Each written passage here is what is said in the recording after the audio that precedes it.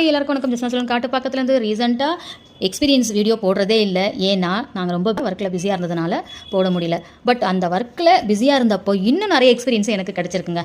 என்னன்னு சொன்னால், நம்ம கிளைண்ட்ஸ் எல்லாருமே நம்மளை புக் பண்ணுறாங்க, சர்வீஸ் கொடுக்குறாங்க.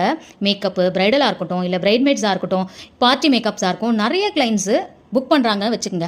ஸோ அந்த கிளைண்ட்ஸில் எல்லாரும் ஒரே மாதிரி கடைசி வரைக்கும் ஃபஸ்ட்லேருந்து லாஸ்ட் வரைக்கும் நம்மளை கரெக்டாக ரெஸ்பான்ஸ் பண்ணுறாங்களா, கரெக்டாக நம்மளை கவனிச்சிக்கிறாங்களா, கரெக்டாக நம்மளுக்கு பேமெண்ட் கொடுக்குறாங்களா, இந்த மாதிரி எக்ஸ்பீரியன்ஸ்லாம் நிறையவே நடந்ததுங்க.